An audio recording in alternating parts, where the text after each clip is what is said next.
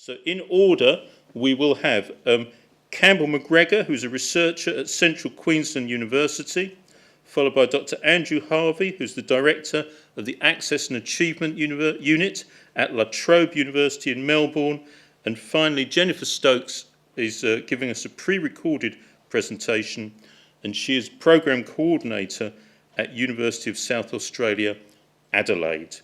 And what we've done, we've suggested to each colleague a 20-minute presentation. We will endeavour, please all of us, to keep to those 20 minutes, and there will be opportunities for questions and reflection at the end of that. So could I again welcome you all and introduce our first speaker, Campbell McGregor. Thank you.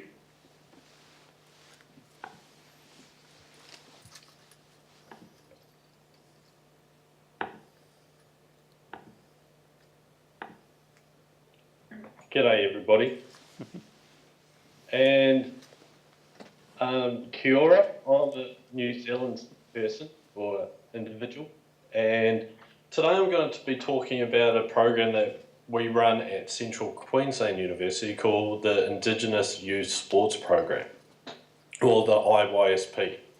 And I've subtitled it as a success story because basically, in a nutshell, we use sport to get Indigenous school students onto the university campus so that they can familiarise themselves with the university and also gain knowledge and understanding about what we actually do at the university.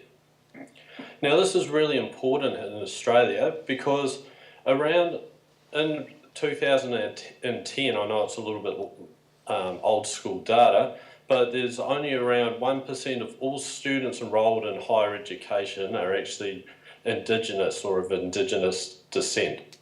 And this is an issue for us because the actual population in Australia that's made up of Indigenous people is around 2.5% of the total Australian population. So you can see that Indigenous youth is very underrepresented in the higher education sector. So I was asked to put together really quickly about what Central Queensland University is.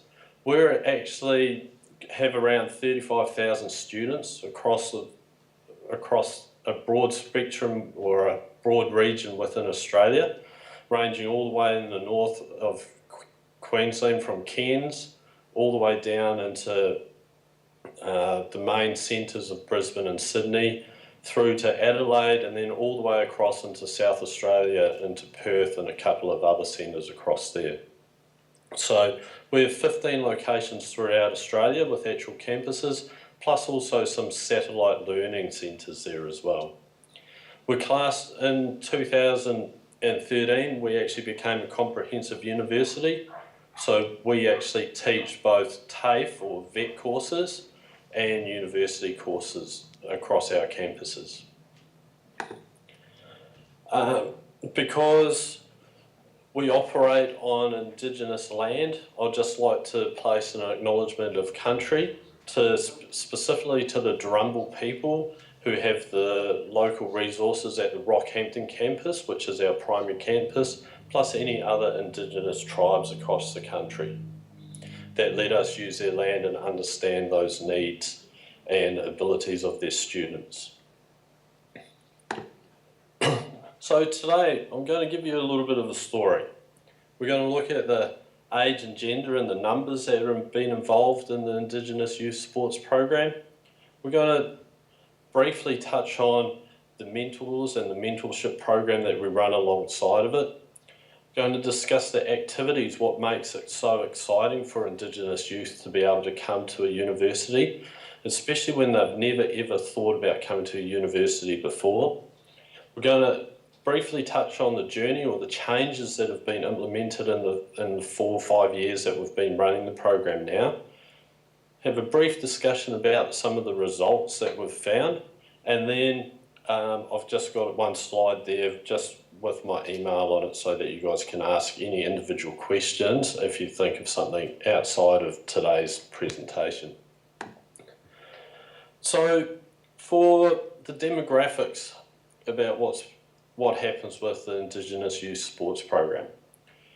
It's generally open to both genders, male and female, that are aged from 10 to 16 years of age. However, we have had as young as 9, as long as their brother or sister is actually involved as well. It's around 50-50 over the 4 years that we undertook this research over. And the key to this program is that to actually attend, and it was a free program offered, but for them to actually attend or to gain a scholarship to attend the IYSP program, they had to gain support of both the parents and the school. And to do this, the parents and the school had to fill out around a half-page written document about why this individual was succeeding at school and why they were a good person at home. And the reason that there's 80% for both parents there is that around 80% of our participants at the Indigenous Youth Sports Program both parents had never been to university, and a staggering around 50% of those individuals had never actually stepped onto a university campus. And as you can see, our numbers there, from when we look at the Rockhampton region, that's where our main program is. It's a week-long program. Whereas the other program, we're just slowly expanding it out into other regions, moving, as we're such a dynamic university and such a diverse university, we're actually covering off on a large number of other sites and looking at extending it out into the rest of our university campuses. So alongside our IYSP, we run a mentorship program, and this involves us providing our local Indigenous people that are aged 18 plus, that have been successful in one way or another, whether or not it's in their employment, whether it's actually attending university themselves, or whether it's that they're an international sports person. They have to be relatable to the kids, and they must be able to attend our 3-day training program. Now, the mentors attend this training program where we provide leadership training, provide the mentors with the key understanding about what we want to get from the program. And as you can see, Ashley, that is in the picture here, is actively being involved with the students that are participating in the IYSP program. This is a really successful and challenging part of the program, and it also enables mentors of Indigenous descent to have what we call courageous conversations with our Indigenous youth, encouraging them and being proactive about them attending university from an early age. The other great thing is last year we actually had the opportunity to have 2 of our previous IYSP students return and become mentors at the program, which is in turn showing the success of the program as it's flowing on through.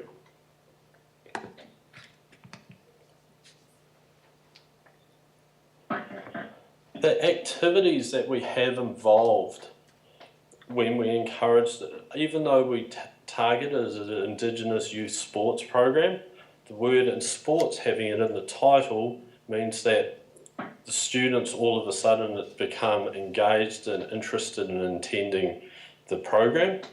However, because it's a lengthy program, we don't just do sport the whole time. We also include Indigenous history and Australian history.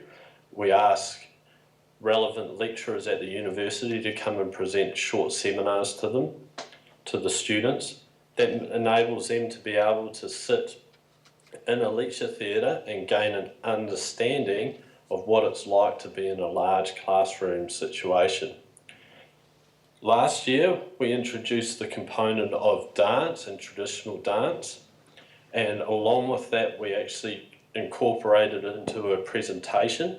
So at the awards ceremony, the students were presenting to their elders and their peers a dance and a recital.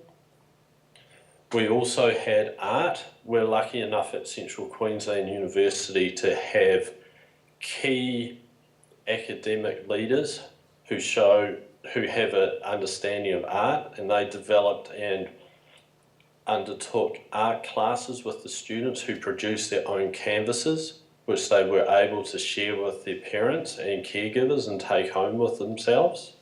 They also had this on presentation at our graduation ceremony.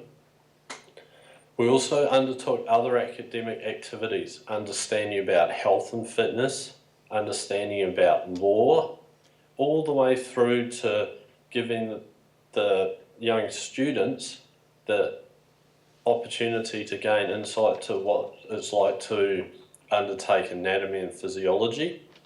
And lastly, in this last year, because we've had students attend for 3 years in a row, we decided to change it up and actually offer those students that were actively engaged in attending the university a new leadership program of what we were lucky enough to get an Indigenous leader to come in and talk about how they develop their leadership style and how they develop the leaders within their sporting program that they deal with.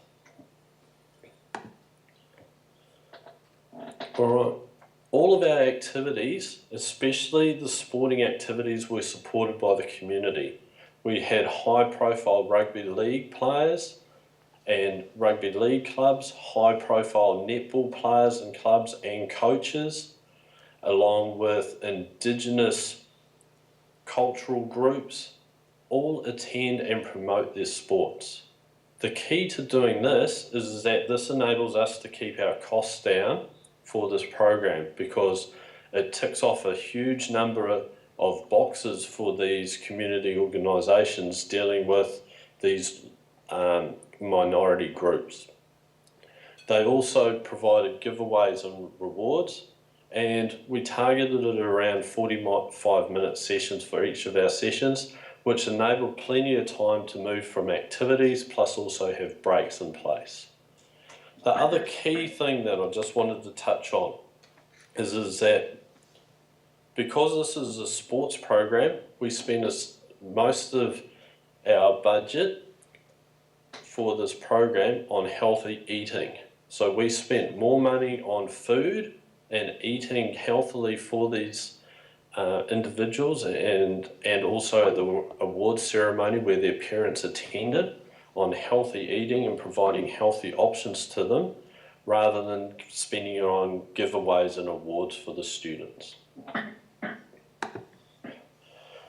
Over the 4 years, the major changes that we've made in the program is the first thing is that we developed the leadership program. And this here enabled the students that constantly attended and constantly wanted to achieve and were showing an interest in university, another level within our program. And also the key to this was that in the last 2 days of this program, of our week-long program, those individuals that went through the leadership program were given the opportunity and are encouraged to lead the groups of students that they were placed in. The next two things that we did was that the dance and also the art wasn't just something that they did on their own. We encouraged them to move this through into a level of performance where they were able to stand up in front of their peers and also their caregivers and show and encourage and showcase what they had done. And that was the same with the art. Imagine how powerful it was for these young Indigenous youths and students to walk into a room where all their art was stuck over the walls in an award ceremony where those students, and it was in a university building, where all of a sudden they were starting to take ownership of the place. Lastly, we created an award ceremony where the parents and one individual of the school had to attend the award ceremony. We also, last year, we actually offered the IYSP award, the highest award to both a male and a female, to encourage gender neutrality. And we also offered a new leadership award for the best developed leader in the group. We were able to gain sponsors from Central Queensland's Indigenous Development and also the university, plus also the Queensland government. Now, just briefly, we undertook a study over those 4 years, and this is just a really small touch upon. We asked them a 5 Likert scale, with 1 being most likely or always, through to 2 being never or very unlikely. And as you can see, these 2 questions, questions 6 and 7 out of the 10 questions that we asked the students, remember that some of them were only 9 or 10 years of age, so the questions were kept very simple. The university is something that I can consider at any time in the future. And originally, when they first came in, this is the whole 3 years combined, the average was 1.86. And as you can see, this was before the program, and after the program, after the 5 days, all of a sudden this was dropping down significantly, so that the students were becoming more and more likely to consider university at some time in the future. The other important thing is that by being associated with a university program, we're also encouraging them to work hard at school, and this again was a significant result.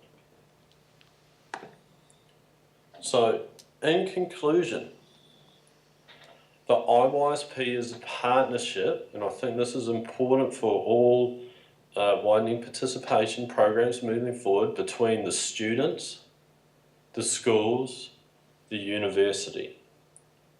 The one part that we always forget was the family.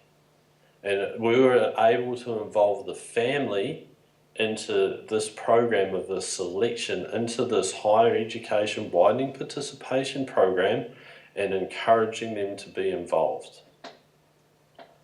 2 other points. Mentors were the key to this program. Indigenous mentors, because they were able to have courageous one-on-one conversations with the students, not only while they were doing activities, but while they were walking between activities.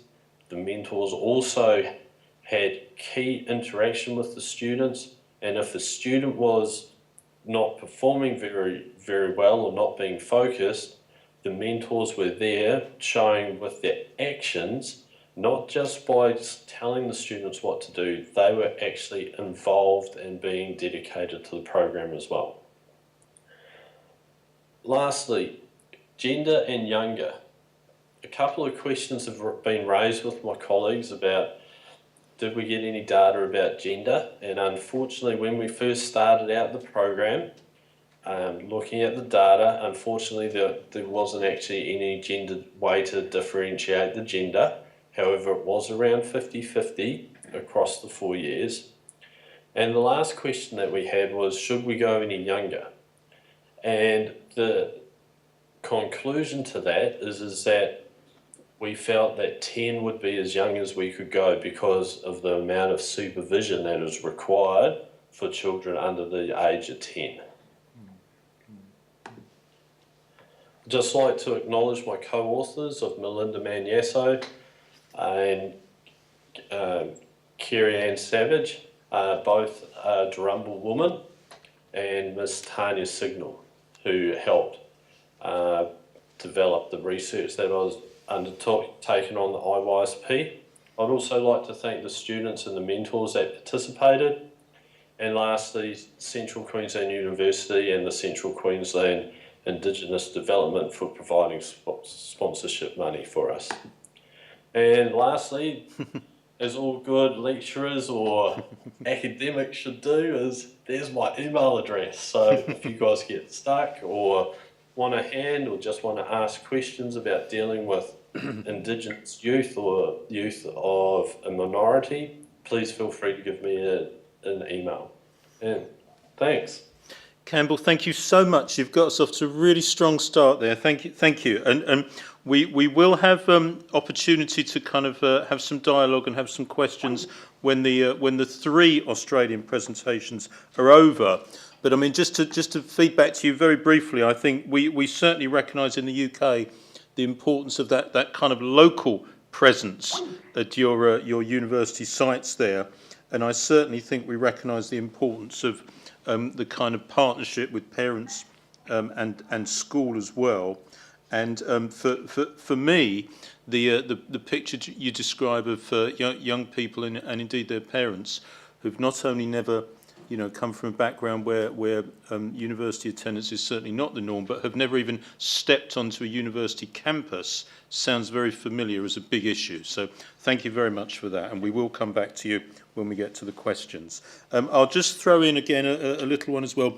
Please do keep emailing us as you go through. If any questions or any queries come up, we will have an opportunity to address those in a little while. And certainly for both as it were, people attending as participants and presenters, if you want to email in any feedback about the event in general, that would be really helpful for us in terms of seeking to continue with this. But with no further ado, I'd like to introduce our second speaker from Australia, Dr. Andrew Harvey.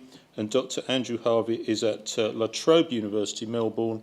And Andrew, we welcome you. Thank you. Thank you, and can you hear me? Because my reception here is terrible, and I'm quite likely to drop out. We can hear you loud and clear, thank you.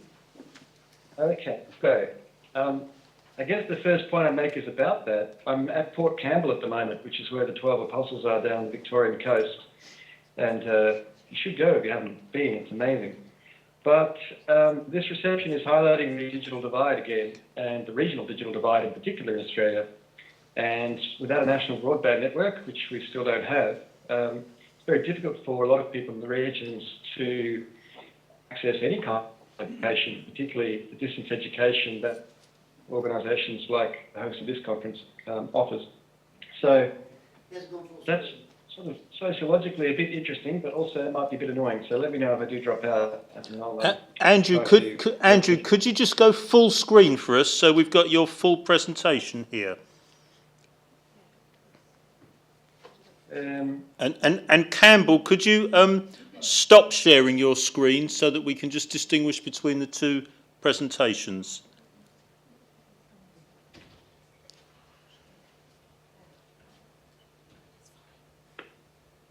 That's super. Thank you very much. Yeah, that's great. Thank you.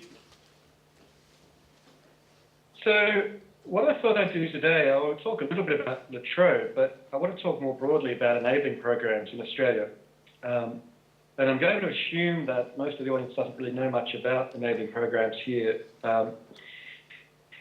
So forgive me if I'm repeating things that you know, but to give you a context, the broader context in Australia at the moment, we now have a demand-driven system with uncapped places at bachelor level, at undergraduate level. You will know this, and the UK obviously follows Australia very closely on some of these decisions. But what we don't have is uncapped places below bachelor degree level. What the current government is trying to introduce is an uncapping of places below bachelor degree level, which would include enabling programs and also diplomas that are run through vocational education providers, particularly TAFEs, which are the largest public providers of vocational education. So the landscape here has changed quite significantly since the introduction of the demand-driven system, but some things haven't changed. So sub-degree places have remained capped. What has happened, and one of the arguments that the current government uses for change, is that a number of students with limited academic preparation are coming straight into bachelor degree programs. And there has been some concern over the level of academic preparedness of undergraduates.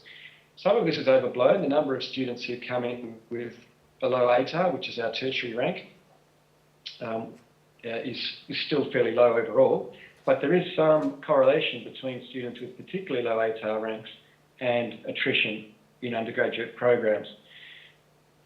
And just to summarise that very quickly, so the ATAR, we have an ATAR out of 100, and it's a ranking, not a score. So an ATAR of 40 means that you've completed your final year of school successfully, but you just haven't done well relative to the rest of the cohort. So your ATAR looks like, to people in the broader community, that can look like a fail because it's a 40. It's not a fail, it's a rank, and it's anyone with an ATAR of 30 has passed. But nevertheless, students coming in with ATARs below 50 have fairly high attrition rates. So this is one of the concerns. That's the context for the sub-degree conversation in which enabling programs figure. What we're doing at the moment is a large research project, and that's what I'll focus on today. It's a project led by the National Centre for Student Equity in Higher Education at Curtin University here, and it involves La Trobe University and Federation University and Deakin University as partners. We are looking at the effectiveness of enabling programs in terms of, in their own terms, but also in comparison with diploma programs that are run through vocational providers. Let me just explain enabling programs a little bit more. We have an Australian qualifications framework here, the AQF. Most of our graduate programs, undergraduate programs, and TAFE programs fall within the Australian qualifications framework.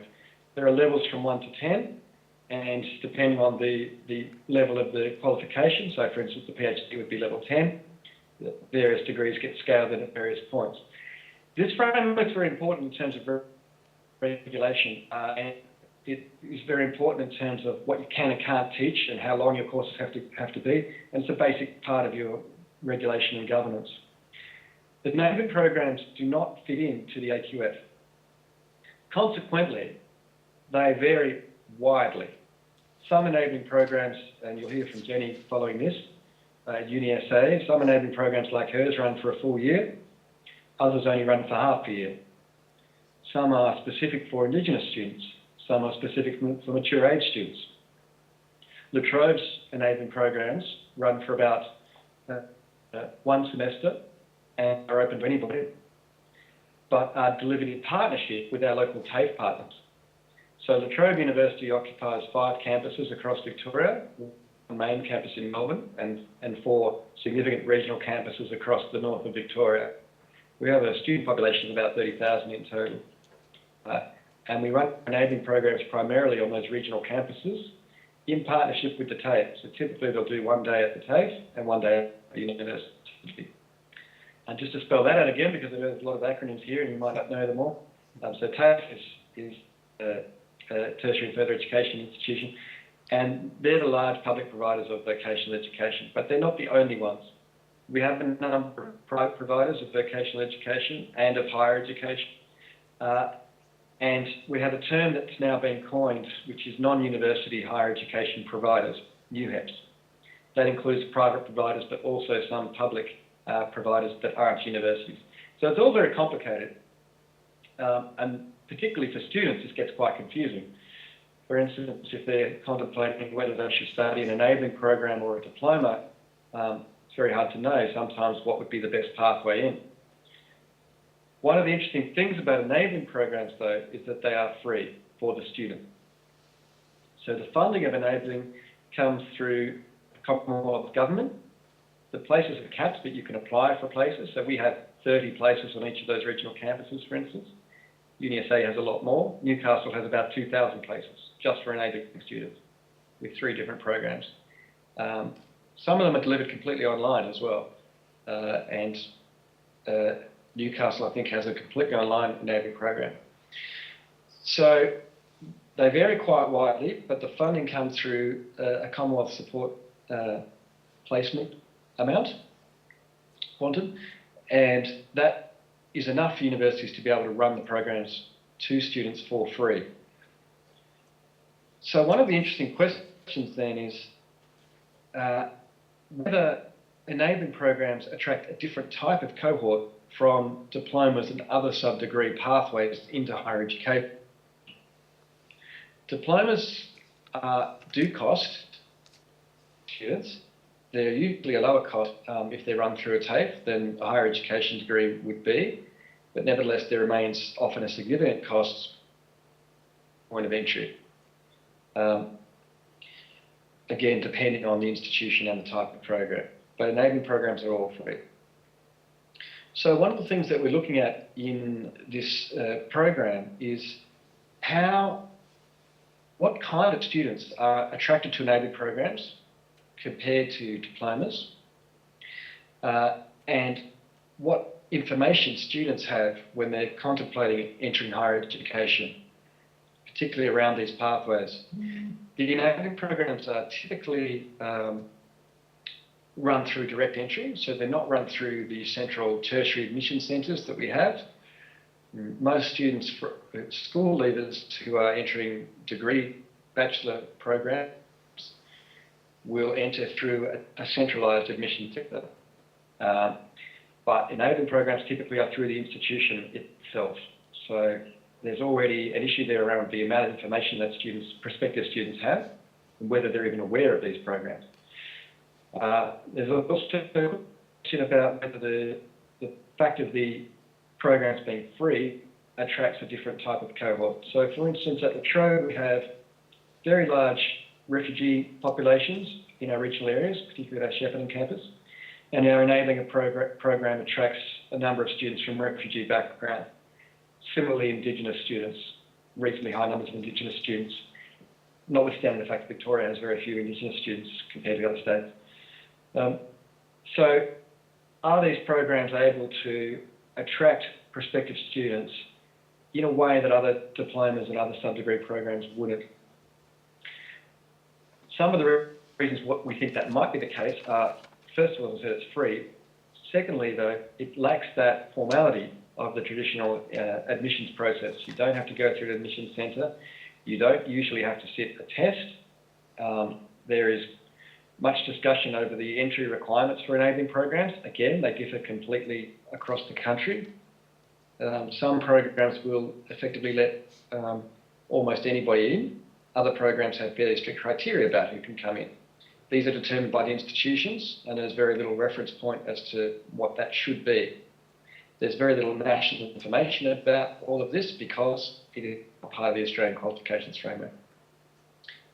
So we're mapping the state of the enabling sector and trying to understand which universities have the most students and why. And beyond that, we're trying to get to students themselves. And apart from asking who is attending these programs, we're trying to look at achievement. And particularly, we're trying to look at comparative achievement. So we are examining first-year achievement rates and first-year retention rates of students in bachelor degrees who have entered that bachelor degree via an enabling program or via a diploma. Now, there's going to be issues of comparison there because, as I said, there's a lot of variety amongst diplomas and there's a lot of variety in enabling programs. There hasn't been much comparative work on enabling curriculum, for instance. So what subjects should you teach students in those programs? That depends again on the institution. Some institutions make maths and science compulsory in those enabling programs. Others are have much more flexibility or have different streams by discipline. So if you want to do an arts degree, they'll have a specific stream for that at the enabling level as well. So again, there's huge diversity here. But we're trying to understand what achievement levels are of students who come in by enabling compared to diploma programs. And we're also trying to get a sense of what the other benefits might be or ways of measuring enabling programs. One of the problems historically with these programs is that the judgment of them has been similar to the judgment of the success of an undergraduate program. So people will say enabling programs have very high attrition rates, therefore they must be failing. That assessment clearly needs revision in light of the cohort that is coming in. These programs attract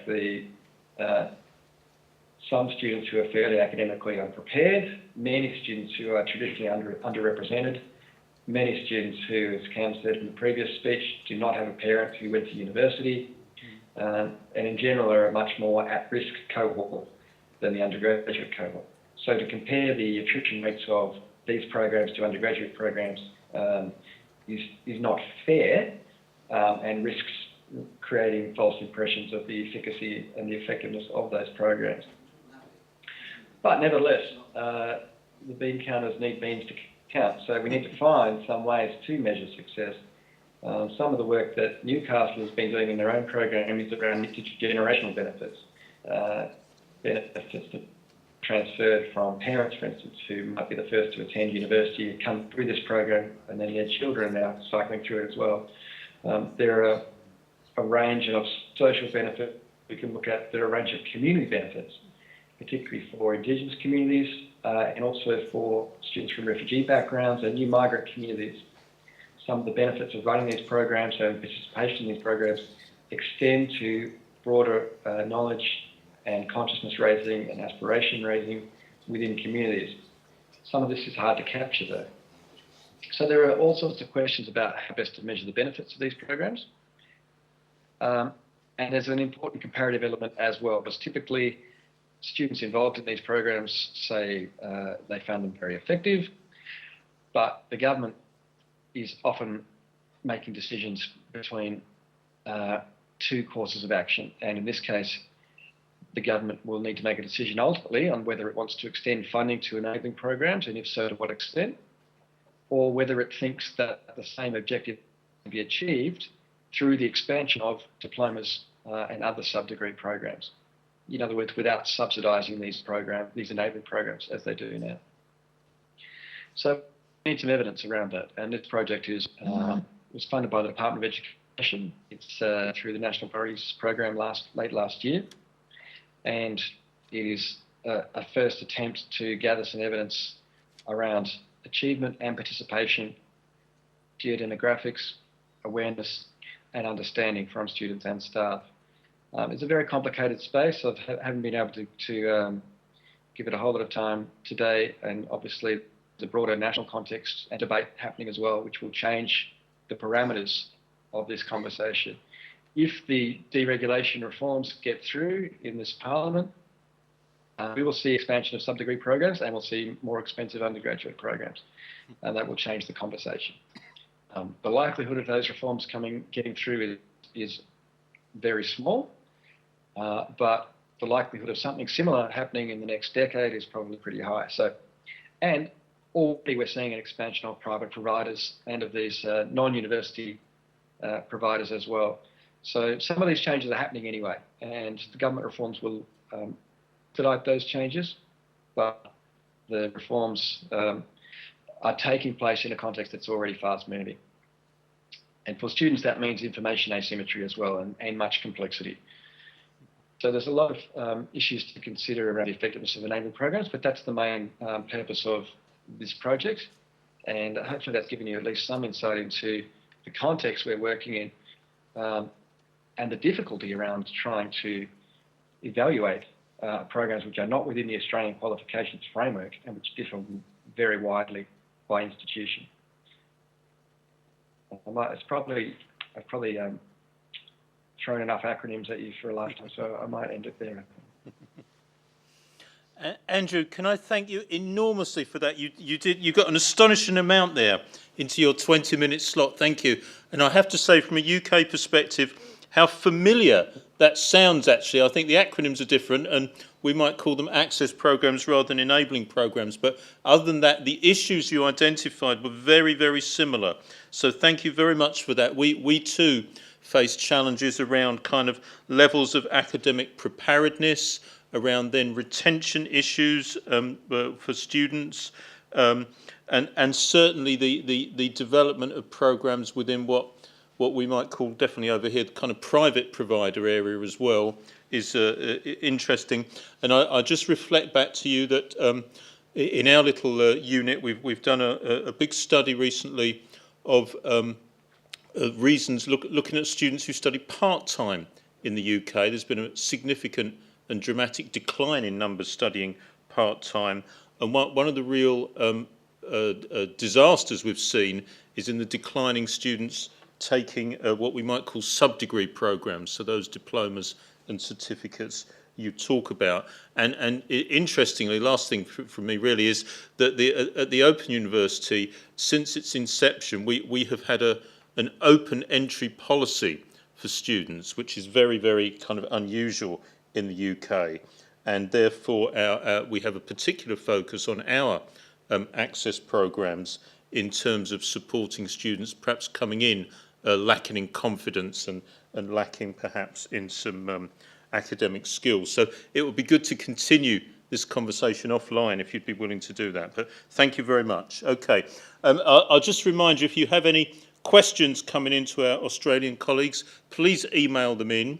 I'll just share back to you that we are approaching now 40 international colleagues have logged on to follow this seminar online.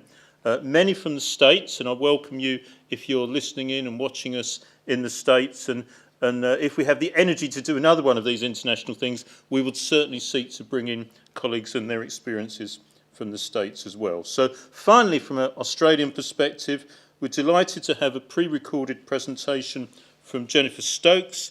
Jennifer is at the University of South Australia in Adelaide, and we're going to run this one now, and then we will have a little spot for questions after that. Thank you.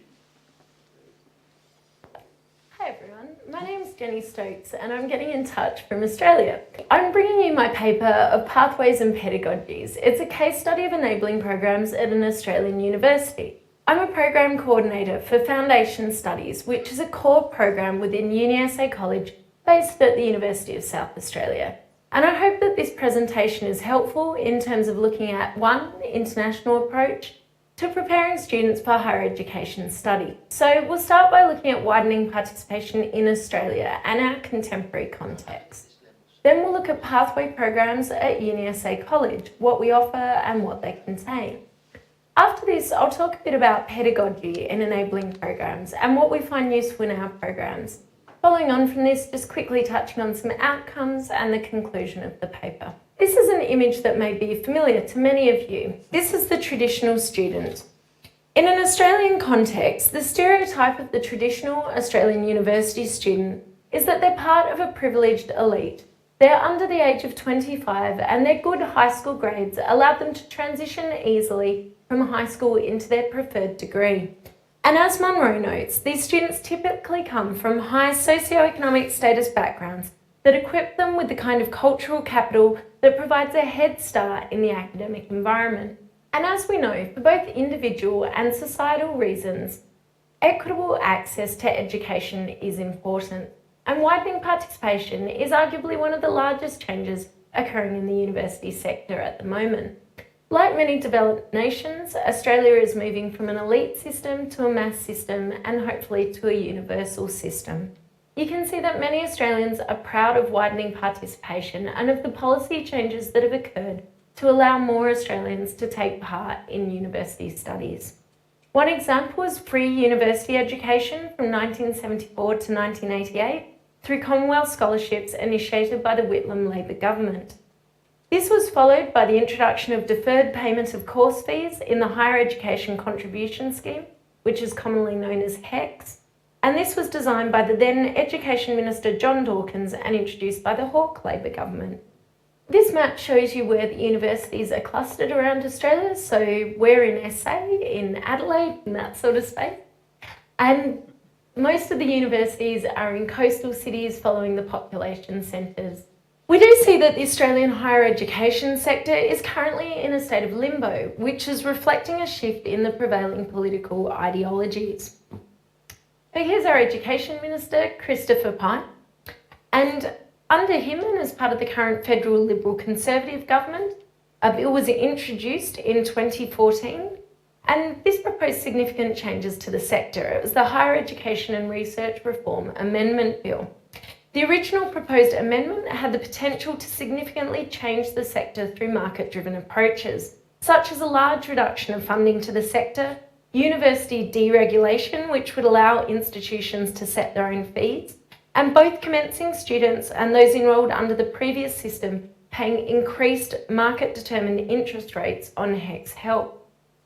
Initially, these changes were embraced by a number of the elite institutions and also by the by the industry peak body Universities Australia. However, we saw that the changes were largely unpopular with the electorate, with students, and with the industry groups. The bill was presented to Australian Federal Parliament, where it passed the lower house and was defeated in the upper house in December 2014.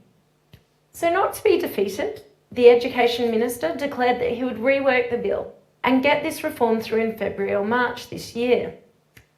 The rework bill received a further negative reception around the country, particularly from students, researchers and university, and the bill failed in the Senate in March 2015. However, the Education Minister is still pushing these reforms. Until a new act is passed, targets from the previous federal government remain in place. The current equity policy in Australia has been designed to focus on improving proportional representation, as Gail and Parker note.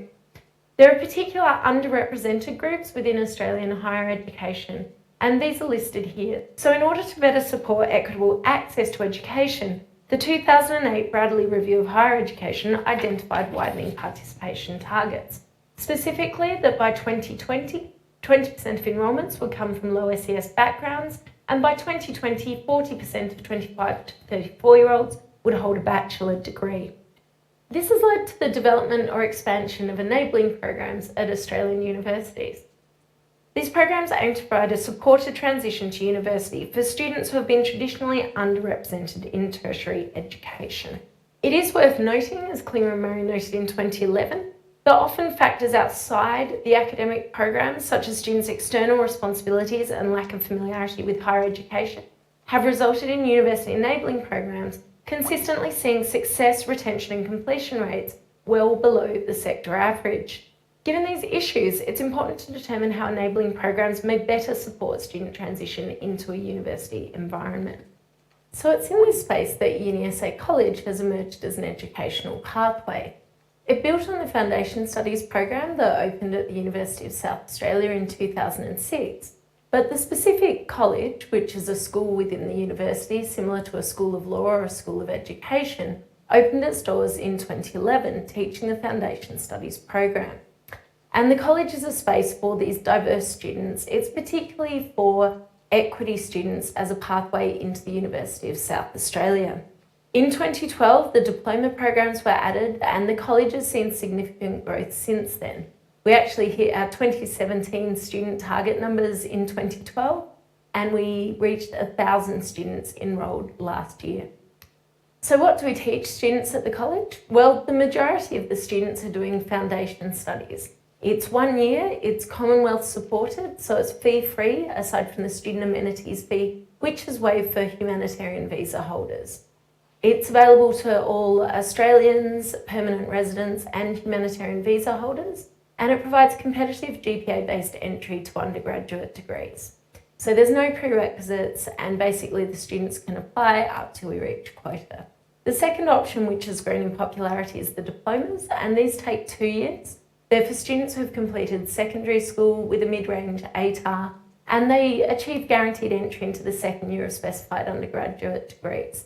These students are charged their HECS help fee, but they do have that guaranteed entry once they pass all the diploma courses. So just to clarify those pathways, it's either 1 year foundation studies and then competitive entry to degrees, or 2 years of diploma and guaranteed entry to second year of degree.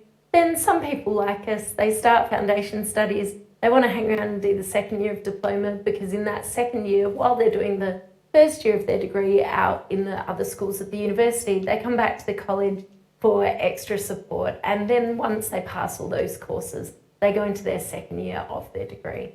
This is just to clarify some of the pathways, and you can see how the different degree options are linked to the different diplomas. So there's a wide range of degrees from across the university that students can access. This gives an outline of the program content, and you can see that there are core courses in first and second semester, and then a series of options depending on what the students intend to go on and study. This is just a quick snapshot of our students, and we're undergoing a big data review at the moment, so hopefully be able to give more detailed information soon. But you can see that around 50% of the cohort are from low socioeconomic status background. We can also see that there's a large number of urban students, but also rural students who are accessing the university through our regional campuses or external studies. There's consistently about a fifth of the student cohort come from non-English speaking backgrounds, and it's a very multicultural space in the college with many languages other than English spoken by the students. You can see that this compares quite positively to the sector average. We can see really clearly, and these are 2011 statistics, I think it's improved since then, and that we're offering this really positive representation and clearly working to our mandate as the equity part of the university. It's important to also look at the success rates of students in enabling programs. While arguably there will always be some positive attrition because students do need the chance to trial university and determine whether it is for them, and some may choose that it isn't, which is fine, as long as it's an informed choice. We can see by looking at the statistics that in 2012, Klinger and Murray argued that about 50% was the national average of success rates of students coming from enabling programs. And at the college in that year, we had a 59% success rate.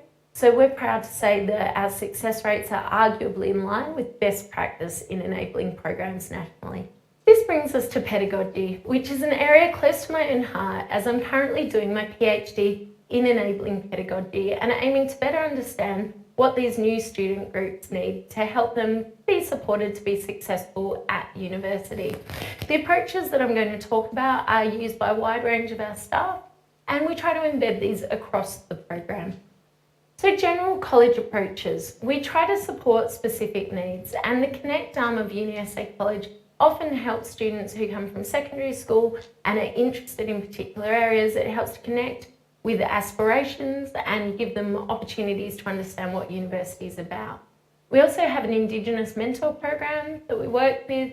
There are language learning advisors, disability advisors who provide access plans as well as support, and there's financial support, scholarship and resources.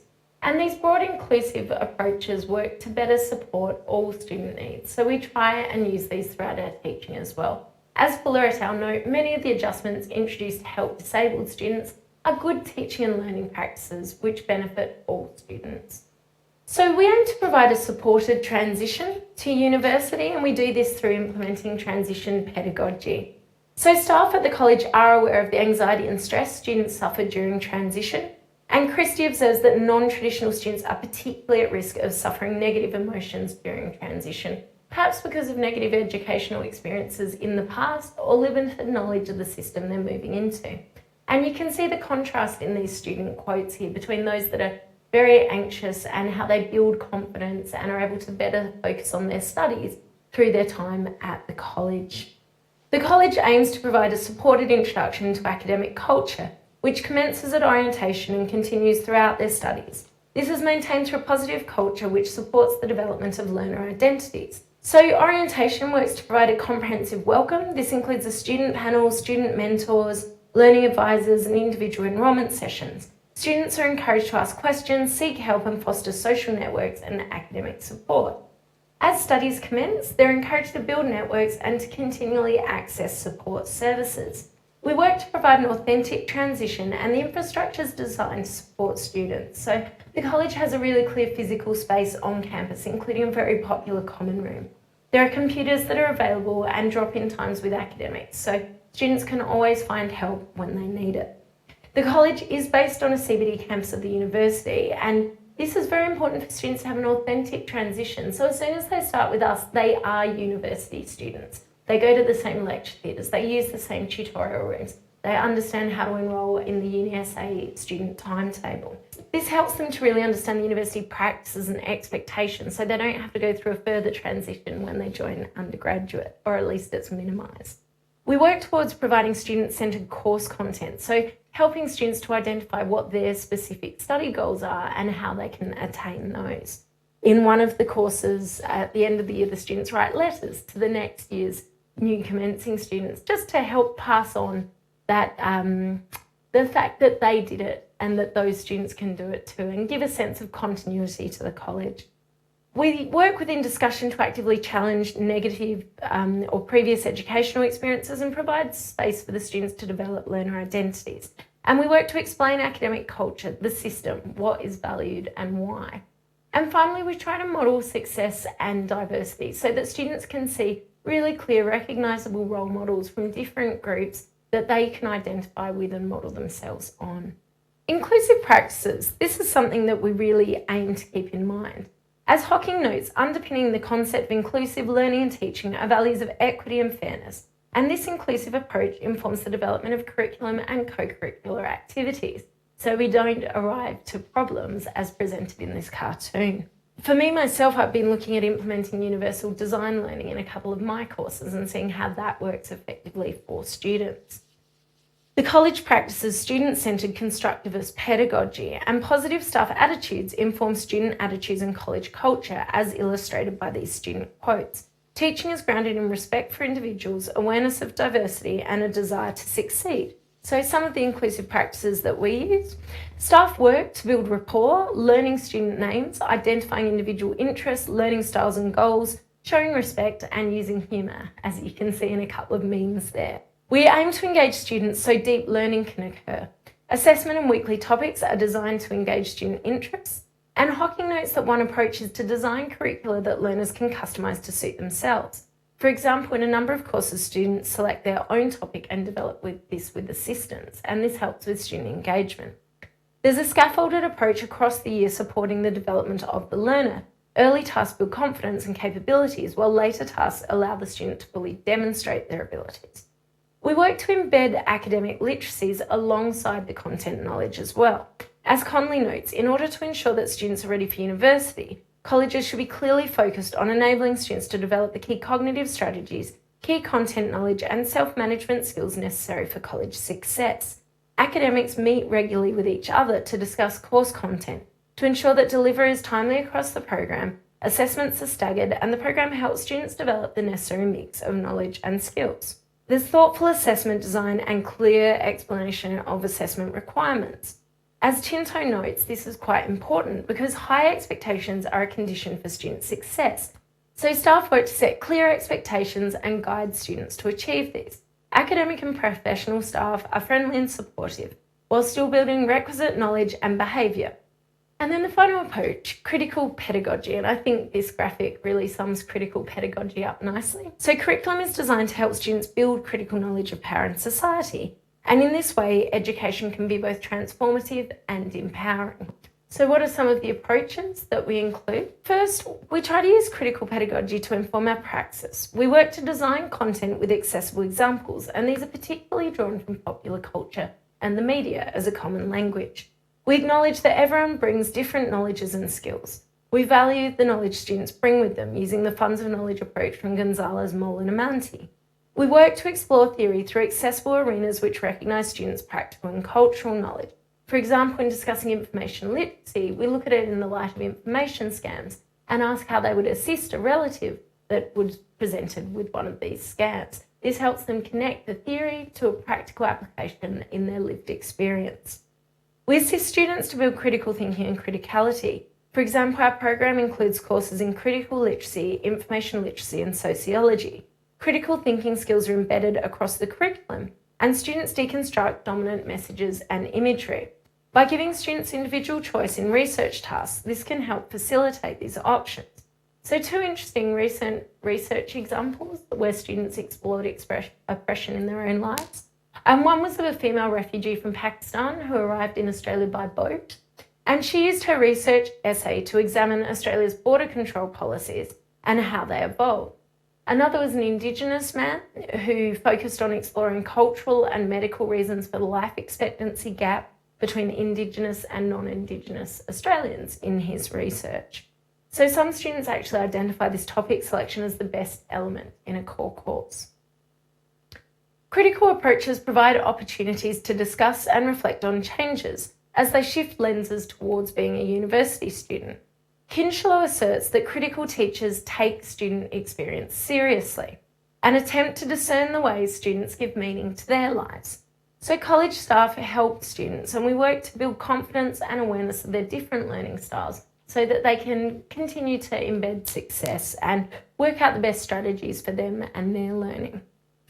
We also acknowledge education as transformative and empowering, and how their studies may work to change the system. This will help prepare them for the challenges of undergraduate study and beyond.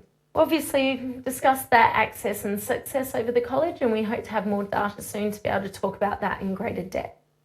We see that the college has grown significantly, and a lot of this is also due to a word of mouth effect. We also see the contribution to social inclusion and equity. And as we have more representative students and graduates, we can hope that this might lead to a more equal distribution of power in society.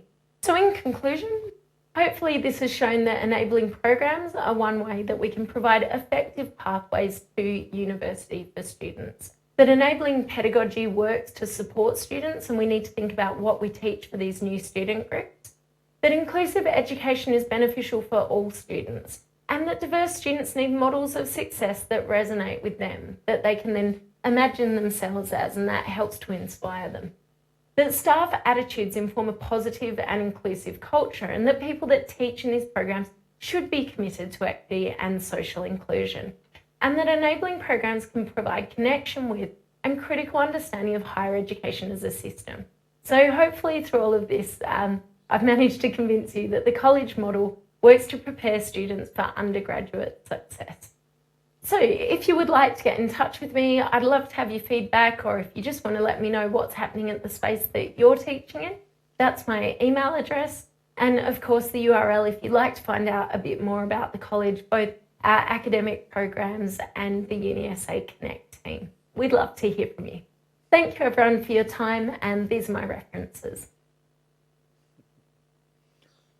Wow, I'm inclined to say. Hi everyone, my name's Jenny Stokes and I'm getting in touch from Australia. Okay. Well, I don't think Jennifer's online, is it, as it were, which is why we got the prepared presentation there, but I would like to formally record my thanks for that. She jammed so much in there. That was a really impressive presentation, so thank you very much to Jennifer there. And just picking up on a few threads there, I think we too in the UK recognise the kind of pressures and challenges of a shift towards a mass and then a more universal system of higher education, and we recognise some of those kind of market pressures and the challenges of seeking proportional representation within higher education. I certainly think some of the examples Jennifer gave there, in terms of establishing clear pathways through for progression into higher education, is something that we certainly recognise. And I think for us at the Open University, obviously as a distance provider, some of the things I picked up are real challenges for us. I was very taken with notions of mentoring and the kind of language support and financial support available to some students. I think we would certainly recognise the kind of work going into learning design and inclusive pedagogy, which I think is really important. And I think the model there around learning transitions and the embedding of academic literacies at those transitions points is very important. So I thank Jennifer for that. Now we have the really exciting bit now. Is this going to work? In which we open things up a bit for something rather more interactive. So I'll just remind anyone listening or watching out there, if you have questions for in relation to the three presentations that we've had from Australia, we would welcome them now. We have an army of colleagues in our unit who've been taking these down as they come in. We've certainly got some questions and some comments, I think. So if Campbell and Andrew are willing to kind of listen to these and respond, and I will do my best as well, and then I've got a couple of questions I may well throw in if we have time. So I'm just going to look at my colleague Kate now. Do we have any questions from the audience, Kate? Yeah, so we have a question which has come in from Dr. Jonathan Hughes at the Open University, which is related to the title of our seminar, and it also refers back to our seminar that we held in May on the terminology of widening participation. And the question is, how comfortable are the speakers who we've heard from so far with the phrase widening participation students, which is how we've referred to them in the title of our seminar? Okay, Campbell? Do you this is a kind of, in a sense, the nomenclature and the language around widening participation. Really, is this a kind of contested issue in the States? Is this a term that you understand and you're comfortable with? Yeah, I definitely think that encompasses a large group or a large cohort, and especially encompasses most of the programs that are to do with widening participation, I think that you do run a risk when you do use that, if you use that as an overarching term, then that's fine, but then we are talking about smaller groups, and sometimes they definitely need specific acknowledgement, would be my comment for that. Okay, thank you. Andrew, can I bring you in there? Do you have any response to that?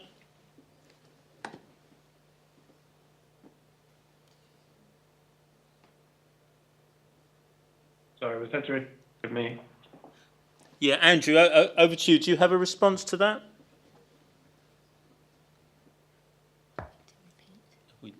I think he missed part of it. John. Okay. And Andrew, I'm sorry, let me, just so you make sure you've got this, we had a question in from a colleague, and it was recognising that we have previously held a seminar at the Open University on the language of widening participation. And it was just a question around the extent to which you're comfortable with the term itself, and the extent to which the very language of widening participation might be contested. I'm so sorry, John. I'm afraid he's cut out. Okay, so I dropped out again, but I'm assuming questions for me. Okay, Andrew, are you still with us there? Because we've lost your picture on screen. Can you hear us? I can hear you. Can you hear me? We can hear you. So it's a question around the language of widening participation, Andrew. I understand the question. I think it's commonly used here and in reference to the UK. I guess the issue here is the National Student Equity Framework in Australia is very focused around participation. So most of the criteria over the 25 years that we've had the framework have revolved around access and participation. And in recent times, we have moved much more to, we're trying to move more towards achievement and outcomes. And I think the focus on participation sometimes can distort what we're trying to do, because it is so limited on that access end of the life cycle that it can often conceal the importance of achievement and of employment outcomes and of other outcomes. So I guess the only thing I'd say here is that that language is commonly used, and I don't think it's problematic in itself. It's just limiting if that becomes a substitute for the broader mission, which is around the whole student life cycle. And certainly, we have a co-edited book at the moment that will be out in a couple of months about the National Student Equity Framework. And one of our criticisms of the framework is that it is so focused on access and participation that you can miss a lot of the critical issues. So retention rates for some groups are very poor, achievement is poor for some groups, and outcomes are poor for some groups. So, and they differ from the groups that might struggle at the access point. So it's just a question of considering student equity across the whole life cycle rather than just at the access and participation level. I think that's the only comment I'd make around this. No, thank you very much for that, both of you. It's interesting, I think, at the Open University, we've shifted to a strategy which is now called the Widening Access and Success Strategy. So as you've both implied, we're really looking at the, in a sense, the life journey of students from particular backgrounds through their HE experience. Christian, I don't know if you have any response from a kind of Danish perspective on the language of widening participation. Sorry, can you hear me? Yes, we can, Christian. Well, yeah. Did you hear the question? Yes, I did. Actually, it's not so much of a current issue in Denmark. I think for two reasons. One is that historically, in Denmark as well as in other Nordic countries of Europe, we have had acquired a high degree of social equality in the recruitment, public and free access to higher education, even though still we do have, we maintain great inequalities in the actual recruitment, especially to certain elite programs of higher education. And I think especially for the last 10 years, following neoliberal inspiration, marketization, and so on, issue has much more turned onto the financing of higher education, following the growing recruitment. In Denmark today, almost 60% of a youth group actually enroll in higher education. And so the expenditures for the state and the taxpayer is much higher on the agenda than the equal access issue. Okay. Thank you very much, Christian. And Kate, do we have any other comments or questions? We don't have any further questions at this stage, but there's plenty of comments being tweeted. Just a quick selection of those for people to consider. First of all, making the point that it's very interesting to hear the speakers considering the importance of links to family and links to mentors, so kind of going to people's lives where they are and connecting with them. And secondly, an observation that several of the speakers were talking about ways that are appropriate to measure the success of enabling programmes, so looking for benchmarking and comparisons with other programmes and so on as a way of measuring. Okay.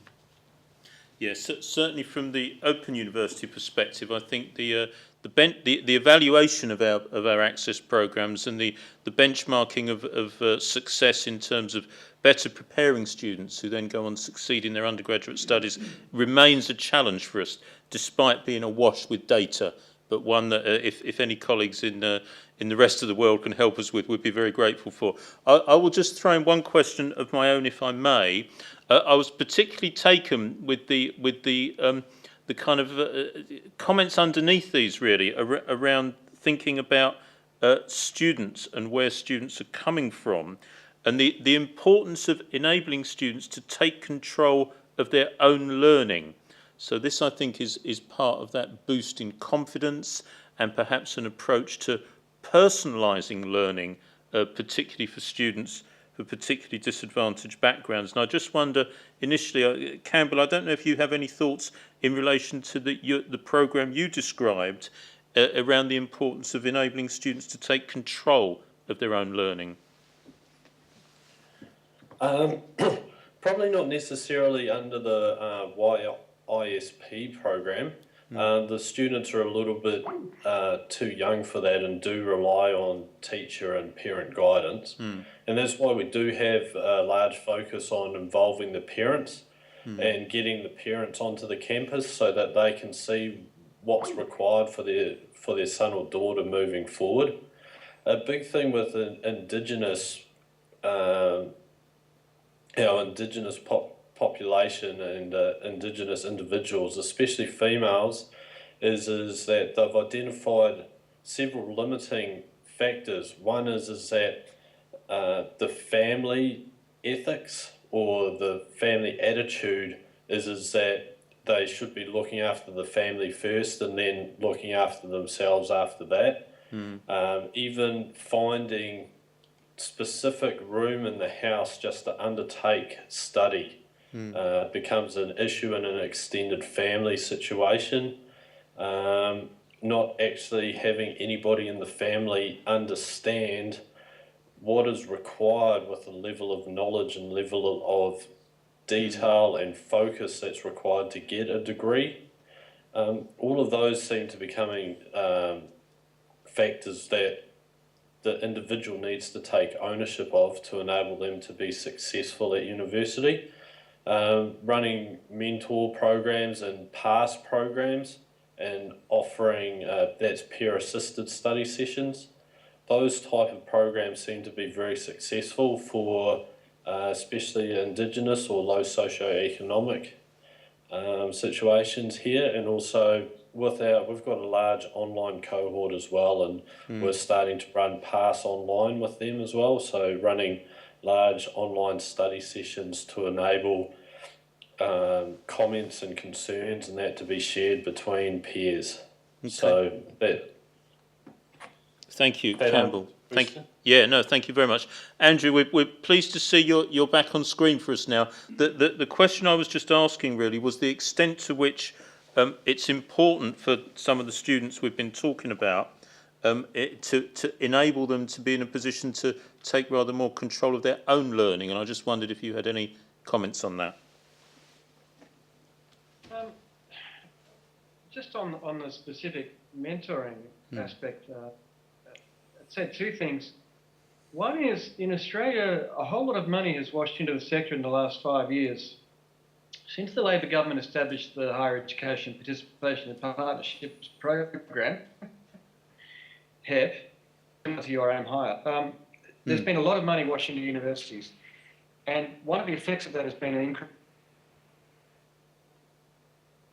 concerns at the Trove. One of the things we're trying to work on now is greater consistency of those schemes across disciplines and across programs. We have so many programs now that it's hard to keep track of them. Again, it's hard to about consistency for students and ensuring that all students have access to these, to mentoring in particular, and preferably the most effective form of mentoring. And I guess the other question that arises from that we're also looking at, that just to throw into the mix, is the academic advising question. And academic advisors, of course, are very common throughout the US. In Australia, this has is already becoming a minefield in terms of workplace negotiations and workload issues for academics. But the idea of linking academics to students, to cohorts of students in an advisory role, is not going to go away. And I think it's interesting to see where that lands. One thing we know, obviously, is that students are much more likely to stay if an academic knows their name, and if there's somebody anywhere in the university who actually cares about them as an individual and understands them.